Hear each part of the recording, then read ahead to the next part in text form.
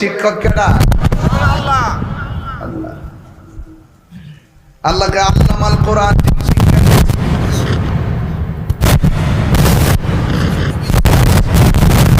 শিক্ষক কেডা?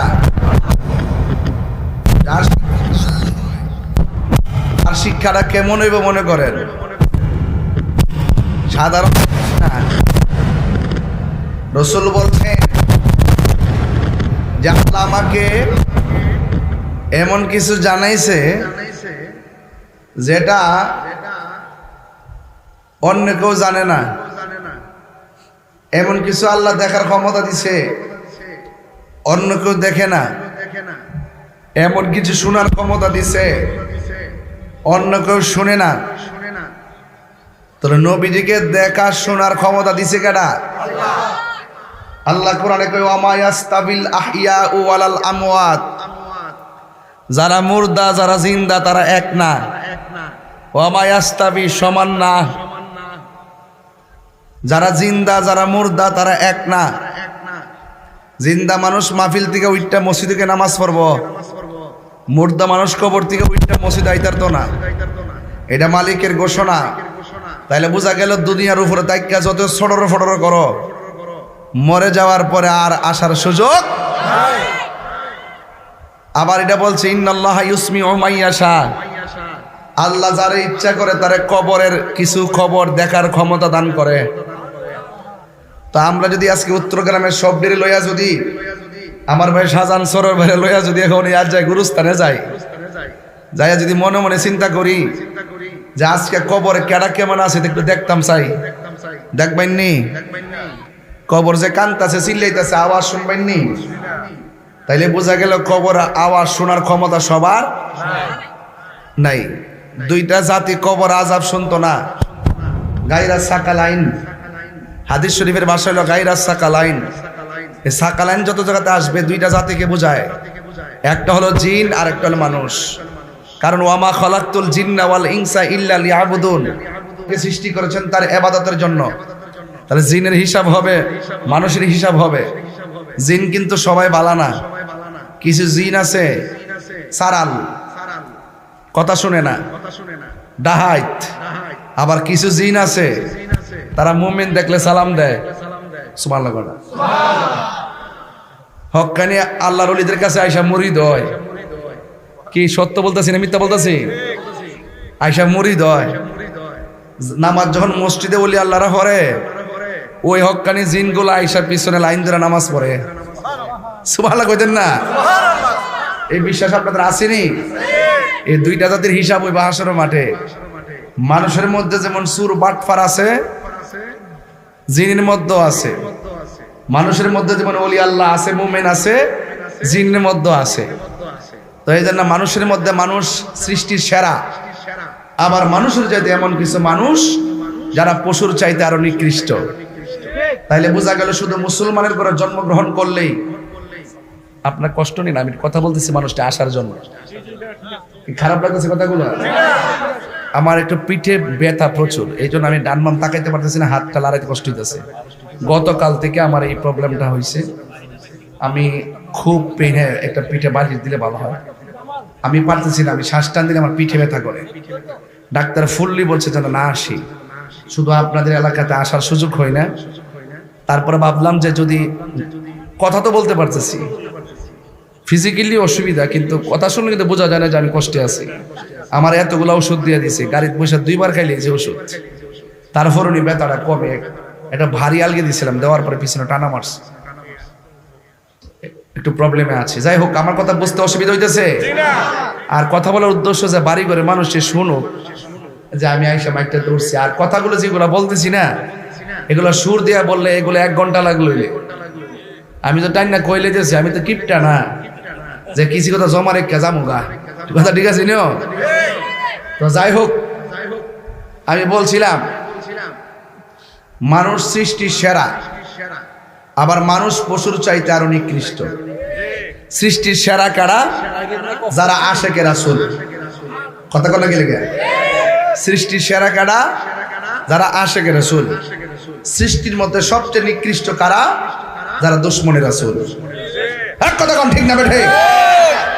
আমরা কি আশিকে রাসূল না দুশমনে রাসূল? তো আশিকে রাসূল যারা, তারা নবীর শান শুনলে ভালো লাগে, আর দুশমনে রাসূল যারা, তারা নবীর শান শুনলে কষ্ট পায়। তো এই জন্য আল্লাহ পাক বলছেন ফি আইয়ি সূরাতিন মা শাআ রাক্কাবাক, আমি আমার বান্দারে যে চেহারাটারে আমি আল্লাহ নিজের হাত দিয়ে বানাইছি। এরপর বলতেছে লাকাদ খলাকনাল ইনসানা ফি আহসানি তাকবীম। এর লাকাদ বলছে দুইটা তাকিদ, লাম অর্থ অবশ্যই, কদ অর্থ অবশ্যই। আল্লাহ বলছে অবশ্যই অবশ্যই। খলাকনা এটা দেখতে দেখা যায় জমার সিগা, কথা কি ঠিক আছে কিনা? কিন্তু এখানে আল্লাহকে আমি সৃষ্টি করেছি, তাহলে এখানে আল্লাহ পাক আমি সৃষ্টি করছি, এটা হলো আজমতে শান। এটা কি আল্লাহর ক্ষেত্রে আজমতে শান, আল্লাহকে আমি সৃষ্টি করেছি। ইনসানা মানুষকে ফি আহসানি তাকবীম, আহসান এটা ইসমে তাবদীলের সিগা। হাসান অর্থ সুন্দর, আহসান অর্থ হইল অধিক সুন্দর। আমি আল্লাহ মানুষকে অতীব সুন্দর নমুনায় সৃষ্টি করেছি। তা আপনার কাছে অমুকের মাইয়াটা কালা লাগতে পারে, আল্লাহকে তোর কাছে যারে কালা লাগে আমি তারে বড় মোহব্বত করে বানাইছি। তাহলে বোঝা গেল ধনী দরিদ্র, সাদা কালো, বাইটটা লম্বা, মোটা চিকন, এগুলো নিয়ে তিরস্কার করা যাবে না, কারণ এটা সব কার? আল্লাহ পাক কোরআনের মধ্যে বলছেন কাইফা তাকফুরুনা বিল্লাহি ওয়া কুনতুম আমওয়াতান ফাআহইয়াকুম সুম্মা ইউমীতুকুম সুম্মা ইউহয়িকুম সুম্মা ইলাইহি তুরজাউন। আমি আল্লাহ মানুষকে নির্জীব থেকে সজীব করেছি। তুমি ছিলে পানি। উত্তর গ্রামের বাবারা বলুন তো আমরা ছিলাম কি? পানিটারে রক্তের ফুটা বানাইছে কেনা? রক্তটারে গোশতের ফুটা বানাইছে কেনা? গোশতের টুকরা থেকে দেহ বানাইছে কেনা? ভিতরে রড ঢুকাইছে কেনা? রড কিতা? হ্যাঁ মাগো, রড দিছি না, রড ঢুকাইছে কেনা? বিল্ডিং এর সিমেন্ট আর বালু দিলি কিতা বিল্ডিং টা টিকে যাবো গা? রড লাগবো নি? তাহলে ফাউন্ডেশন দিয়ে ভাঙ্গা হুক করতে পারবো? সাত দিতে গেলে লাগেনি রড? লাগে। আচ্ছা আস্তে আস্তে আস্তে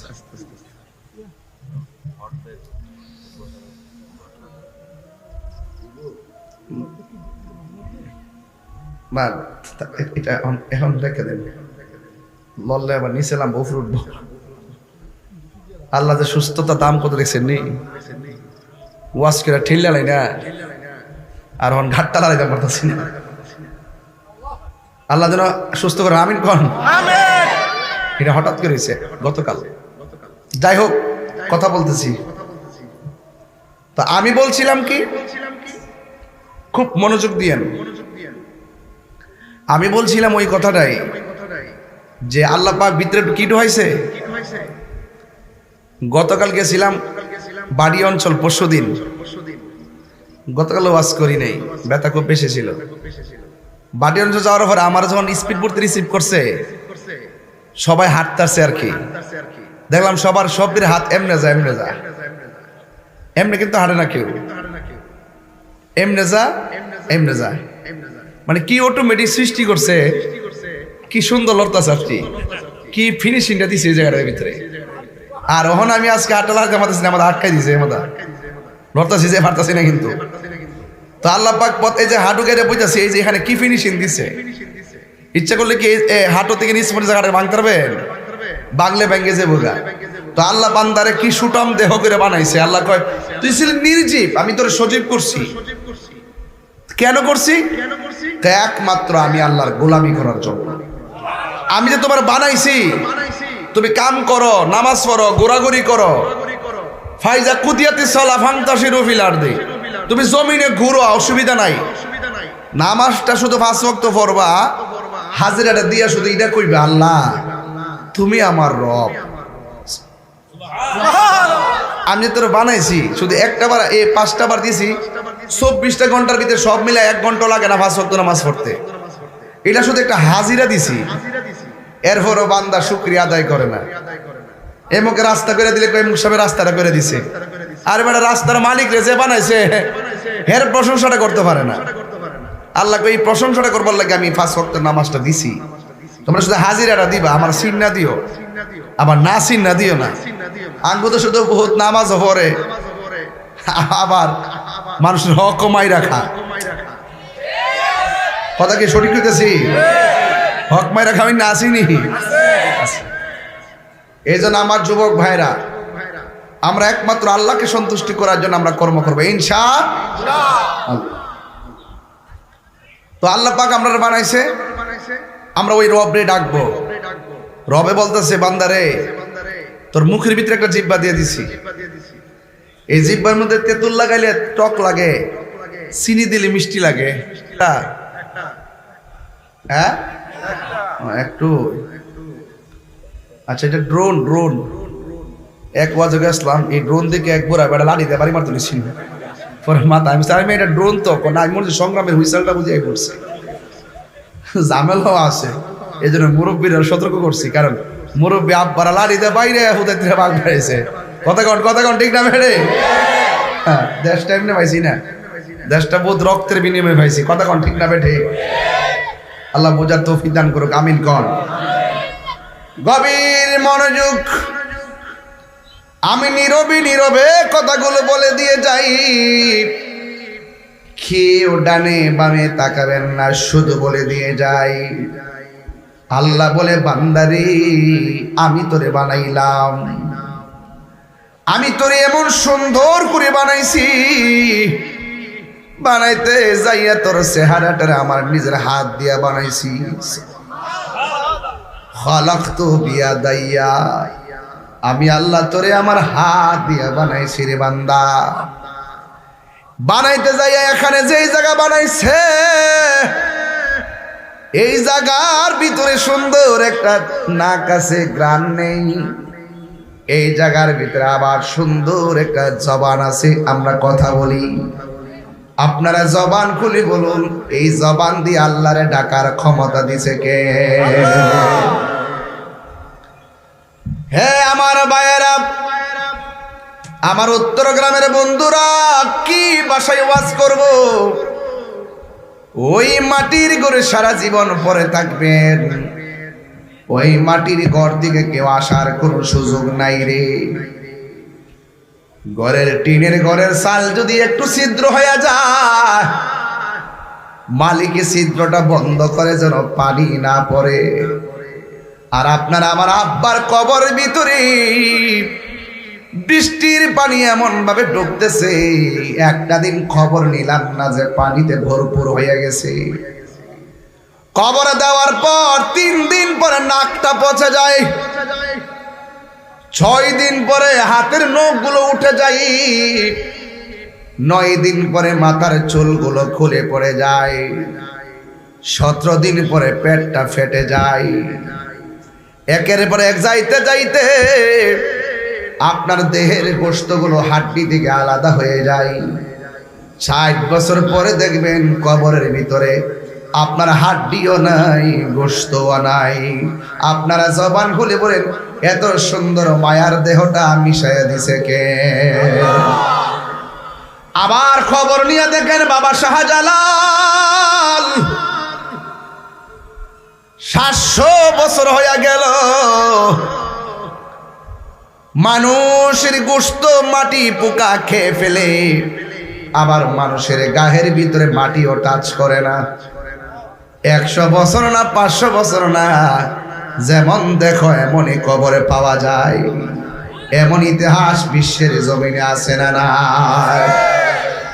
এখন প্রশ্ন হলো বাবা শাহজালাল, ও আল্লাহর প্রেমিকগণ, আমাদের দেহ মাটি খাইয়া ফেলল, আপনাদের দেহের ভিতরে মাটি টাচ করে নাই, তার কারণ কি?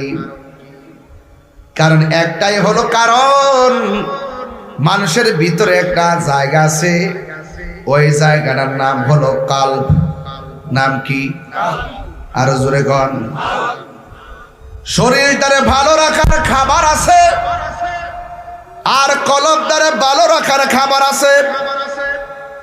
দুনিয়ার মানুষ শরীরটা ঠিক করবার লাইগা কত কিছু খাই রে। আর প্রেমিক যারা হবে তারা দুনিয়ার খাওয়ান কমায়া দিয়া কলবের খাদ্যের তালাশ করে। গিজাউল কালবে যিকরুল্লাহ, অন্তরে খাদ্য হলো একমাত্র আমার আল্লাহ পাকের জিকির। কার জিকির?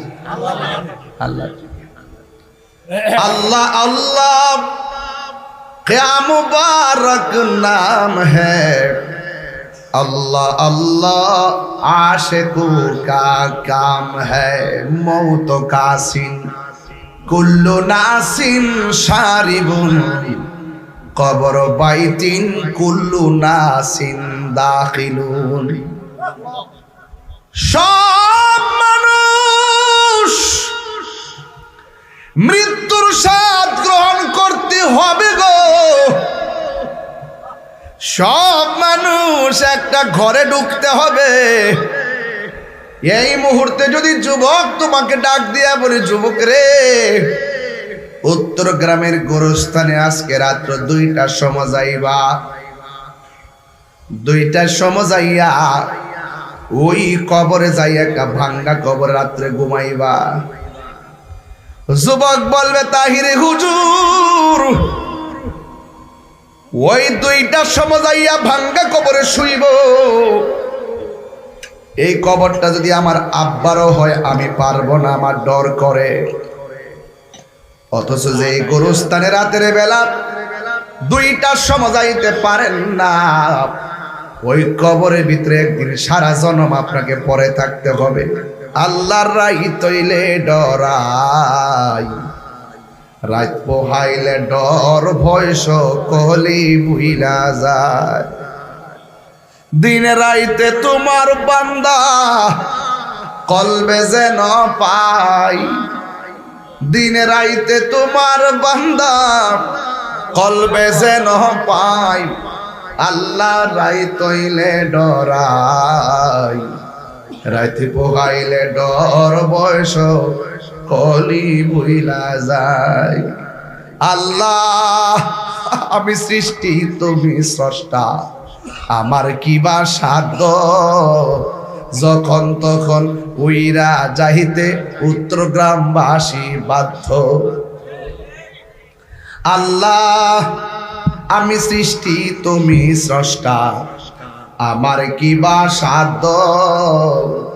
যখন তখন উইরা যাইতে এই তাহিরি বাধ্য। সব ক্ষমতার প্রতিপাদ্য হর হামেশা গাই। সব ক্ষমতার প্রতিপাদ্য হর হামেশা গাই। আল্লাহর রাই তৈলে ডরাই, রাত পোহাইলে ডর বয়স কলি ভুইলা যায়। দিনের বেলা কোন রকম গোরস্থানে ঘুরে, রাত্রে বেলা ডরও যায় না। আসল ঘর না নকল ঘর? আসল ঘরে যাইতে মন চায় না, আর নকল ঘরের সৌন্দর্য নিয়ে বাহাদুরি চলছে। আসলের দ্বার কেউ দাঁড়ে না, নকল নিয়ে টানাটানি চলছে। কথা বলেন ঠিক না বেঠি? আমার যুবক ভাইয়েরা, আমি বলেছি ওই ঘরে যেতে হবে। আমার নবী, আপনার নবী বলেন, আমি যখন মেরাজে গিয়েছি আল্লাহ আমাকে অনেক আযাব দেখাইছে, অনেক কিছু দেখাইছে। আমি দেখলাম সব চাইতে কঠিন আযাব হলো কবরের আযাব। এই কবর আযাব এমন, উত্তর গ্রামের প্রত্যেকটা গোরস্থানে মানুষ বাঁচাও বাঁচাও বলে কাঁদতেছে, কিন্তু আমরা মানুষ শোনার কোনো ক্ষমতা নাই। আপনারা জবান খুলে বলুন, আমার নবী শোনার ক্ষমতা আছে না? না আছে তো ইনশাল্লাহ। নবীজিকে ক্ষমতা দিছে কেডা? আল্লাহ। আর বড় করে ক্ষমতা দিছে কে? কোনো সন্দেহ নাই। নবীরে ভালোবাসা যান, কাজে লাগবে ইনশাআল্লাহ। গভীর মনোযোগ। আমার নবী, আপনার নবী রহমাতুল লিল আলামিন বলেন, এই কবরে জনম জনম মানুষ আযাবে থাকবে, আবার এই কবরে জনম জনম মানুষ আরামে ঘুমায়া থাকবে। আমার নবী আপনার নবী বলেন, যারা এই কবরে গিয়ে বেনামাজি হইয়া যারা কবরে যাবে, কবরের ডান পাশের মাটি আর বাম পাশের মাটি তারা চাপ দিব, এমন জোরে চাপা মারবে, হাড্ডিগুলো ডান পাশের হাড্ডিগুলো বাম পাশের হাড্ডির ভিতরে ঢুকে যাবে, বাম পাশের হাড্ডিগুলো ডান পাশের হাড্ডির ভিতরে ঢুকে যাবে। এমন ভাবে তোমার চাপা মারব, আর আমি আপনি এমন জোরে চিৎকার মাইর আল্লাহর ডাক দিয়া বলবো, আল্লাহ। ও উত্তর গ্রামের বাবা, জবানটা খুইলা বলো আল্লাহ। আল্লাহকে এমন ভাবে ডাক দিবে, আর আল্লাহরে ডাক দিয়া বলবে, আল্লাহ বেনামাজি হইয়া কবর আসলে যদি এত শাস্তি হবে, জীবনে কোনোদিন নামাজ ছাড়তাম না, আবার তুমি দুনিয়াতে পাঠাও। আল্লাহ বলবেন, না না না না, এই কবরে যাওয়ার পর আর ফিরে দুনিয়ায় যাওয়া যাবে না। জবান খুলে বলুন, হায়াতের মালিককে। আল্লাহর হাবিব একদিন গুরুস্থানে গেলেন। কিসে গেলেন? আমি প্রায় মাহফিলে বলি, আনোয়ার ভাই কই, মোবাইলটা দিয়ে, মোবাইলটা দিয়ে। এই খবরদার,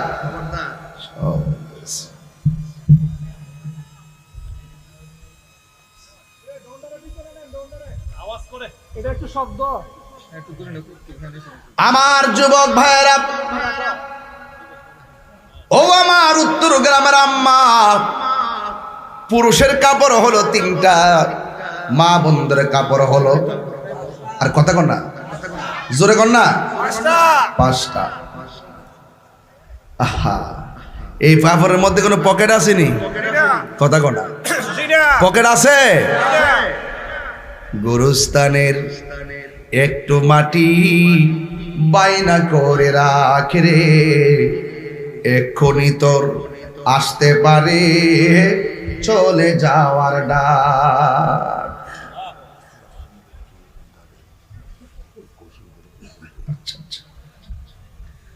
বাবা, আমার যুবক ভাইরা যারা দাঁড়াইতেছেন, আপনারা বয়ে যান গে, আস্তে আস্তে দেখেন সুন্দর হয়ে যাবে পরিবেশটা। হ্যাঁ, সবাই বয়ে যান, তাহলে সুন্দর হইব ইনশাআল্লাহ। আল্লাহ যদি দয়া করে আপনারা, আল্লাহ যাতে বসার তৌফিক দান করে আপনাদেরকে, আমিন কর। গুরুস্থানের একটু মাটি বাইনা করে রাখে রে, এক্ষুনি তোর আসতে পারে চলে যাওয়ার ডাক। ওরে মন,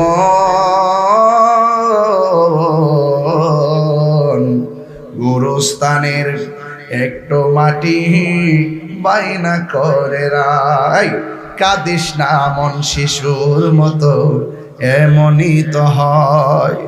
এই তো জীবন অন্যের দেয়া, তোর তো জীবন নয় রে, তোর তো জীবন নয়। খাঁচার ভিতর প্রাণের ময়না, চিরদিন আর আপন রয় না। খাঁচার ভিতর প্রাণের ময়না, চিরদিন আর আপন রয় না।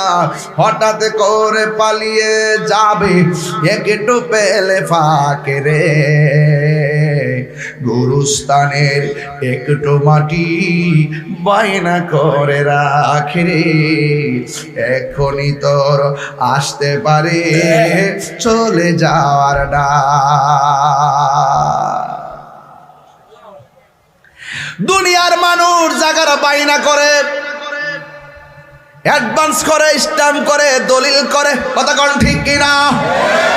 আমি বলছি গুরুস্থানের একটু মাটি বাইনা করে রাখ। শুধুমাত্র 1 কোটি টাকা দিয়া গুরুস্থান বানাইয়া, পারিবারিক গুরুস্থান বানাইলেই বাইনা হবে না। কবর যেখানে হোক না কেন, কবরের মাটি বাইনা হলো, টাকা দিয়া সেই বাইনা করলেই কিন্তু হবে না। কবরের বাইনা করতে হবে ঈমান এবং আমল দিয়া, কথা বলেন ঠিক কিনা? ঈমান এবং আমল দিয়া বাইনা করতে হবে। ঈমান আমল যদি ঠিক থাকে, গাঙ্গের মধ্যে বাসাই গেল। ঈমান আমল যদি ঠিক থাকে, গাঙ্গের মধ্যে যদি 2200 জন মাছে যদি আপনার দেহটারে টুকরা টুকরা করে খাইয়া নদীর সঙ্গে মিশা যাচ্ছে, যদি কবর নেওয়া হয় ওই নদীর মধ্যে এটাই কবর, এটাই কবর, ওই জায়গায় হবে আপনার জান্নাতের বাগান। জোরে কন্যা সুবহানাল্লাহ কন্যা গেলে গা। ইমান আমল যেখানে থাকে, বিদেশ থাকলেও দাম আছে, দেশে থাকলেও দাম আছে, রাত্রে থাকলেও দাম আছে, দিনে থাকলেও দাম আছে। আপনি যে কোনো গুরুস্থানে আপনার ইমান আমল যদি ঠিক থাকে, আপনার কবরে আল্লাহ পাক নূরের বাতি জ্বালায় দেবে। ওয়া শিরিল্লাযিনা আমানু ওয়া আমিলুস সালিহাতি আন্না লাহুম জান্নাতিন তাজরি মিন তাহতিহাল আনহার। জান্নাতের শুভ সংবাদ তাদের জন্য যারা নেক আমল করে, যারা ইমানদার। কথা বলেন ঠিক কিনা? ইমান তো উত্তরগান বাজারে কিনতে পাওয়া যায়। আয় হায়, এত সহজ জিনিস না। ইমানের বাজারে আগুন লেগে গেছে গা। আঙ্গুদের সাথে কয়েকদিন আগে যারা আন্দোলন করছে ওনারা করে না। ইরান যুদ্ধ টুদ্ধ নিয়ে কত কাহিনী চলতেছে, আর আন্দোলন নাই, শেষ। চেয়ার ফাইলেছে না, চেয়ার ফাইলে সব শেষ। আমরা কিছু মৌলবী আছে বান্ডেলের লাগে নাইস মারে, বান্ডেল দিলে ঠান্ডা হয়ে যায় খালি পারছে না, কিন্তু আমরা সুন্নিরা ওই কথা কন্টি রাউস না মারো।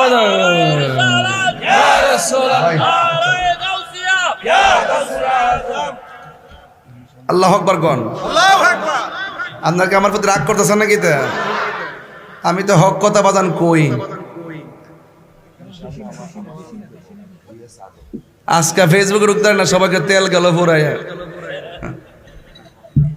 বাতি যায়নি বিয়ে কি হবে আর কান দিয়া।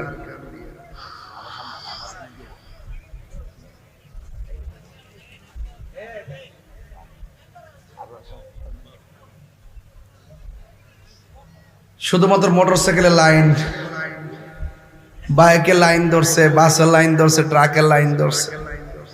এখন আর কেউ আর আন্দোলন করে না।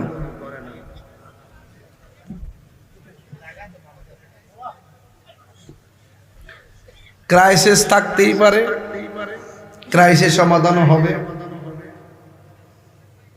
আমি অন্যের কথা কই না, আমরা তো কিছু হুজুর আছে, হুজুর এরা দেখবেন নাইসটা মারবো আর কইব দিল্লি না ঢাকা। তেল আনতে দেখবে দিল্লি যাওয়ান লাগবো, যেই লক্ষণ দেখ। এরা কিদারে কানাডা লাগছে, কেউ কি দেখো কারেন্টটা লাগছে, কি দেখছে কারেন্টটা লাগলে জুতালো।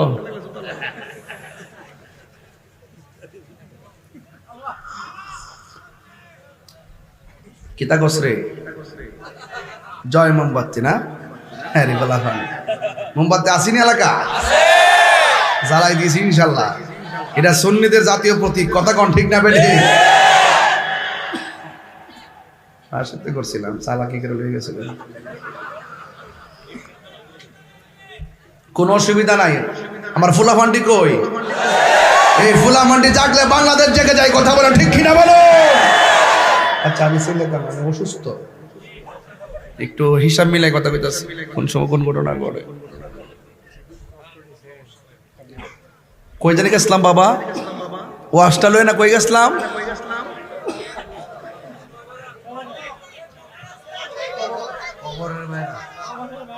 ও বাইনা বাইনা এই বেটা ঠিক আছে, কাছে বইছো এলে হিসাব মতো ঠিক আছে। কবর বাইনা কি তা টেহাদা করলে চলবো, জায়গা কিনলে চলবো? খালি ফারি ফারি গুরুস্থান লাগাইলে মনে করে কাম হয়ে যাবো গা। আরে বাপ রে, ও তুই সুজা হলি আল্লাহর মাজার ভাঙ্গাল আবার কথা কই। সিন্নি খাইলে কার দ্বারা মোল্লা ছিল না। এই যে শৌলি আল্লাহ না আইলে এবারে লেংটি ভর্তা, আর ওই অলি আল্লাহর মাজার ভাঙ্গার কথা কও। সাবধান, যারা সুফিবাদী লোক, যারা অলি আল্লাহর ভক্ত, তাদেরকে টাকা দিয়া কিনা যায় না। আমরা তো কত ফোন দেয় কিসান আপনি আয়েন, হ্যাঁ কত কথা কয়। আমি কি কিচ্ছু চাই না, খালি একটা কথা, ভালো হয়ে যাও মাসুদ, আর কিছু লাগতো না। ভালো সবাই যদি যার যার জায়গা থেকে ভালো হয়ে যায় আর কিছু লাগতো না। কতক্ষণ ঠিক না বেঠে? এটি তো আমার ওয়াজ, নাকি আর কোনো ওয়াজ আছে? সবার কাছে ভালো হয়ে যাও। কবরে গেলে জুতার বাড়ি, বাবা আমার মরণের কতদিন বাকি আমি জানিলাম না গো আল্লাহ মরণের কতদিন বাকি সবাই আমার মরণের কতদিন বাকি আমি জানিলাম না গো আল্লাহ মরণের কতদিন বাকি আর আজরাইলা শিয়া যখন হস্তে দিবা দরি আজরাইলা শিয়া যখন হস্তে দিবা দরি তখন আমার মনা ভাই হরবা লুকা লুকি আমি জানিলাম না গো আল্লাহ মরণের কতদিন বাকি জানেননি আর 40 দিনের আগে ভাইরে মৌতের নিশানি 40 দিনের আগে ভাইরে মৌতের নিশানি আজরাইল আইসা কাইরা নিব চোখে দিয়া আন্দি আমি জানিলাম না গো আল্লাহ মরণের কতদিন বাকি আমার মরণের কতদিন বাকি আমি জানিলাম না গো আল্লাহ মরণের কতদিন বাকি জানেননি আপনারা কেউ জানে না কেউ জানে না রাসূলুল্লাহ গুরুস্থানের মধ্যে গেলেন বলুন আপনারা নবী দেখার ক্ষমতা আছে না নাই আল্লাহর হাবিব নতুন একটা গুরুস্থানের মধ্যে গেল যতটা কবর হয়েছে রাসূল সব উঁচা উঁচা দেখলেন প্রত্যেকটা কবরের চিহ্ন আছে রে নবী আমার গুরুস্থানে ঢুকলেন আল্লাহ কয় ইন্নাল্লাহা ইউসমিউ মাইয়াশা আল্লাহ কয় আমি যারা ইচ্ছা করি কবরের ভিতরে কে কেমন আছে দেখার ক্ষমতা আমি দান করি আল্লাহর হাবিব ওই গুরুস্থানের মধ্যে যাইয়া নবী আমার প্রত্যেকটা কবর দিকে আমার নবী তাকাইলেন সবাই আমার সাথে সাথে বিনায়া বিনায়া কন বন্ধুরারে আমার ও আমার উত্তরগ্রামপুরী চঙ্গের বাবারা কি ভাষাই বলবো এবার আমার নবী গুরুস্থানে যাওয়ার পর নবী আমার কবরের দিকে তাকায় তাকায় মুস্কি মুস্কি হাসতেছেন সাহাবায়ে কেরাম বড় আনন্দিত আনন্দিত হঠাৎ করে আমার নবী ওই গুরুস্থানের ভিতরে সব কবর দেখে দেখে আমার নবী মুস্কি মুস্কি হাসলেন এবার একটা কবরের মধ্যে আমার নবী গেলেন ওই কবরটা দেখা আমার নবী চোখের পানি ফালায়া ফালায়া কান্না শুরু করে দিলেন ও বন্ধুরে বন্ধুরে ও বাবা এবার আমার নবী যখন চোখের পানি মুবারক ছেড়ে কান্না শুরু করলেন ওই মুহূর্তে নবীর সাহাবী ডাক দিয়ে ইয়া রাসূলুল্লাহ নবী গো ও মায়ার নবীজি আপনি সব কবর দেখে আপনি মুচকি মুচকি হাসলেন একটা কবর দেখে কেন আপনি চোখের পানি ফেলে ফেলে কাঁদলেন কারণটা দিয়া কয় হ্যাঁ সাহাবীরা আমি নবী যাহা দেখি তোমরা তা দেখো না তোমরা একটা কাজ করো আমি নবী কেন হাসলাম জানোনি আমি নবী যখন গুরুস্থানের মধ্যে ঢুকলাম তাকায়া দেখতেছি এই গুরুস্থানে যতটা মানুষ শুয়ে আছে প্রত্যেকটা কবরবাসীর নিচে আমার আল্লাহ জান্নাতের গালিচা বিছায়া রাখছি এমন এমন গালিচা আমরা চাই কি চাই না আর জবান খুলে কোন চাই কি চাই না এ বন্ধু সাহাবীরা কয় নবী গো তাইলে একটা কবরের দিকে তাকায়া কেন আপনি কাঁদলেন এবার আমার নবী বলে সাহাবীরে তোমরা এই কথাটার ব্যাখ্যা আমার কাছ থেকে পড়ে নাও তবে একটা কাজ করা লাগবে তোমরা সবাই বাজারে যাও বাজারে যায় এলান করে দাও এই গুরুস্থানের ভিতরে যারা যে আপনজনরে শোয়াইছে সবাই যেন আইসা এক একজনে কবরের পারে দাঁড়ায় যেমন আপনার সন্তান মারা গেছে আপনি যাইয়া কবরের পারে দাঁড়াইবেন ভাই মারা গেছে ভাইয়ে যাইয়া কবরের পারে দাঁড়াবে আল্লাহর হাবিব একটা এলান করে দিলেন, সবাই চলে আসো। এবার নবীর এলান শুই না আপনজনরা সবাই কবরস্থানে আসার জন্য লাইন ধরেছে। আর সাহাবীরা মনে মনে কল্পনা করে আমার নবী যেই কবরের দিকে তাকায়া কাঁদছেন, কান্নার কারণটা কি? এই জন্য ওই কবরের দিকে সবার নজর চলে গেছে। এবার ওই কবরের মধ্যে কে আয়সা দাঁড়ায়, সাহাবীরা অপেক্ষা করা শুরু করলেন। ওই মুহূর্তে সব সাহাবীরা তাকায়া দেখতেছেন, যতটা কবর দিকে তাকায়া নবী কান্না করে হাসছেন। প্রত্যেকটা কবরের পারে এসে আপনজন দাঁড়ায় গেছে। আর যেই কবরের দিকে তাকাইয়া আমার নবী কান্না করেছেন, ওই কবরের পারে কেউ আসে না, কবরটা খালি পড়ে আছে। অনেকক্ষণ অপেক্ষা করার পর তাকায়া দেখতেছেন একটা বুড়া মহিলা লাঠি বর কইরা ওই কবরের পারে দাঁড়ায় গেছে। এবার আমার নবী ডাক দিয়া, আল্লাহু আকবার জোরে হবে, আমার নবী ডাক দিয়া কয়, মা গো, ও মা, এই কবরে আসতে আপনার দেরি হলো কেন? আমি অসুস্থ, লাঠি ভর করে করে কবরের মধ্যে আসলাম। এবার আমার নবী ডাক দিয়ে কয়, ও আমার মা, এই কবরের পরে যে আপনি এসে দাঁড়ালেন, আমি জানতে চাই এই কবরবাসী আপনার কি হয়? এবার মহিলা ডাক দিয়ে বলে, ও নবী, এই কবরে যে শুয়ে আছে সে হলো আমার কলিজার টুকরা সন্তান, এই জন্য আমি কবরের পারে এসে দাঁড়াইলাম। এবার আমার নবী ডাক দিয়ে বলে, মা গো, আপনি জানেননি আপনার সন্তান কবরে কেমন আছে? মহিলা ডাক দিয়ে কয়, আল্লাহ এবং তার রাসূলই ভালো জানে। এবার ওই মুহূর্তে আমার নবী, আপনার নবী ডাক দিয়ে কয়, মা, আমি এই গুরুস্থানের মধ্যে এসেছি, এসে যখন সব কবরের দিকে তাকাইলাম, তাকাই দেখলাম সব কবরের মানুষ আরামে ঘুমাইতেছে। আর যখন আপনার সন্তানের কবরের দিকে তাকাইলাম, আমি তাকাইয়া দেখলাম আপনার কবরে, আপনার সন্তান কবরে জাহান্নামের গালিচার মধ্যে পইরা পইরা এমন ভাবে কাঁদতেছে, এই কান্নার আওয়াজ দেখে আমি নবীর চোখের পানি ধরে রাখতে পারলাম না। চিৎকার মেরে কে আল্লাহু আকবার বলা যাবে না। এবার ওই মুহূর্তে মহিলা যখন শুনলো, উত্তর গ্রামের বাবা, ভবের মরার বাবা, শোনেন, আমার এই মুহূর্তে যদি আমার মাথাটা ফেটে যায়, আমার মা যদি আমার মাথা ফাটা কল দেখে, আমার মাকে হাসবো না কানবো? অথচ নবী যখন বললেন, হে মা, আপনার সন্তান কবরের ভিতরে আযাবের মধ্যে আছে, এই কথা শোনার পরে মা হাসে নাই, মা কান্না করে নাই, মা শুধুমাত্র হিল হিল করে হাসতে শুরু করলো।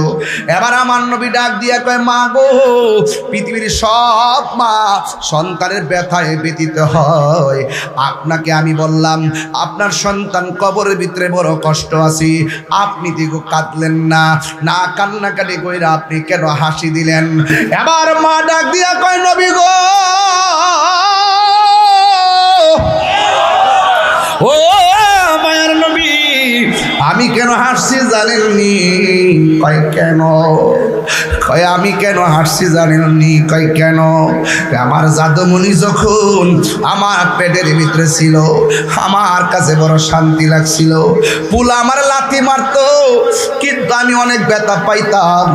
আমি মনে মনে ভাবতাম, লাথিতে ব্যথা পাইলেও আমার পুলা তো পেটের ভিতরে জিন্দা আছে, আমার কাছে বড় আনন্দ লাগতো। আবার যখন পোলাটা লাথি দিত না, চুপ বয়া যাইতো, মনে মনে ভাবছিলাম, মনে হয় যেন পোলাটাকে পেটের মধ্যে ময়রা পইরা রয়েছে কিনা, এই জন্য বড় চিন্তা করতাম। আমার পোলা আমার লাথি মারলো, আমার লাথিটা বড় ভাল লাগতো। এমন ভাবে আমি রাতের ঘুম হারাম করছি লাথি খাইয়া, আবার স্বাদের খাবার, জিব্বার খাবার সাইডা দিছি লাথি খাইয়া। আমি যখন আমার পোলা যখন 10 মাস 10 দিন হয়ে গেল, আমি যখন প্রসবের ঘরে গেলাম, দাইমারা কইছি কি জানেননি? আমি নাকি বেহুশ হয়ে গেছিলাম। এরপরে সন্তান নিয়ে নাকি আমি বড় আনন্দিত হয়ে গেছিলাম। ও বন্ধু, বাড়িতে মা থাকলে জিগাইও ডেলিভারিটা কেমন লাগে, একটা বার জিগাইও আম্মা ডেলিভারিটা কেমন লাগছিল। যদি আম্মার কাছে বলতে না পারো, জিজ্ঞাসা করবা, আম্মা আমার জন্মের সময় দাইমা কে ছিল ঘরের ভিতরে, তারে জিগাইয়েন আপনার মা কেমন ছিল। ওই দাইমা বলবো, তাহিরি রে, ও তাহিরি, আমি যখন তোর মার কাছে ছিলাম দেখছি একটু পর পর একটা চিৎকার মারতো আর কইতো একটা ছুরি দে, জীবনটারে শেষ করে ফেলায়। এমন ভাবে তোর মার ঘন্টার পর ঘন্টা কাট।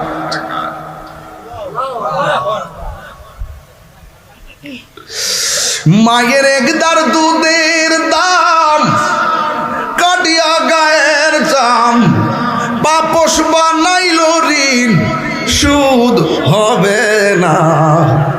এমন দরদি হবে কেউ হবে না আমার মা গো, এমন দরদি হবে কেউ হবে না আমার মা গো। মাগো তোমার মতো লই না কেহ আমায় কোলে টানি, মাগো তোমার মতো লই না কেহ আমায় কোলে টানি। আঁচল দিয়ে মোচে নাকি, আঁচল দিয়ে মুছে না কেউ আমার চোখের পানি। হায়রে মা জননী আমার, হায়রে মা এই সবাই হায়রে মা জননী আমার, হায়রে মা জননী। আমি কেমন করে দেব মাটি, আমি কেমন করে দেব মাটি তোমারি কবরে। মা তুমি আমার আগে যেও না গো মরে, মা তুমি আমার আগে যেও না গো মরে। যখন রাত্রি নিঝুম নেই চোখে ঘুম, ঈদের রাত মানুষ মেহেদি নিয়া ব্যস্ত, ডিজে গান নিয়া ব্যস্ত, কিন্তু এমন কিছু পোলা পাইল রাতের বেলা চোখের পানি ফালায়া কান্দে। ঈদের দিন সকালবেলা নতুন জামা গায়ে লাগায়া চোখের পানি ফালায়া ফালায়া কান্দে। ঈদগায় ঢোকার সময় ব্রিজের গুনায় দাঁড়ায়া দাঁড়ায়া কান্দে। জিগাইলাম কান্দোস কেন? সে কই হুজুর প্রতিদিন মার সালাম করে ঈদগার মধ্যে যাইতাম, বাপের সালাম কইরা ঈদগার জমিনে যাইতাম, কিন্তু আজকে নতুন জামা গায়ে লাগাইলাম কিন্তু আমার মা দুনিয়ার মধ্যে নাই, আমার বাবা দুনিয়াতে নাই। আজকে বাবার চেহারা না দেখা চোখের পানি ধরে রাখতে পারলাম না। এই জন্য যুবক, বাবা সারা ঈদ ভালো কাটে নাই, মা সারা ঈদ ভালো কাটে নাই। নতুন একটা বিল্ডিং উঠাইলা, মনে মনে ভাবলা কত সুন্দর, মা থাকলে দেখতা কত সুন্দর। এই জন্য আমার কলিজার টুকরা অ্যামাজিং ফিগার এন্ড ফাইটার, আমার কলিজার টুকরা যুবক পায়ের মধ্যে হাত দিয়া বলে দিয়ে যায়, জীবনে কোনোদিন মা বাবারে কষ্ট দিও না, জীবনে কোনোদিন মা বাবারে দুঃখ দিয়েন না গো। খবরদার, মা বাবারে কান্দাইয়া কবরের ভিতরেও শান্তি পাওয়া যাবে না। ওই মা ডাক দিয়া কি হুজুর, আমার সাথে মনির আমি পেটের মধ্যে ধরে কত কষ্ট করলাম, মনে মনে কত স্বপ্ন আঁকলাম, পোলাটারে আমি বড় করতে করতে এমন ভাবে বড় করলাম, এমন ভাবে তারে তিলে তিলে বড় করলাম। বন্ধু আবার মা ডাক দিয়ে নবী গো, আমার পোলাটা আস্তে আস্তে আমি কোলে পিঠে করে মানুষ করলাম। মার ভান্ডর ভিতরে এমন দুধ দিছে, শীতের দিন ঠান্ডা লাগে না। মার ভান্ডের মধ্যে এমন দুধ দিছে, গরমের দিন দুধ পান করলে গরম লাগে না। শুধুমাত্র প্রোটিন আর প্রোটিন আর প্রোটিন। এত সুন্দর মার ভান্ডটা আল্লাহ বানাইছে।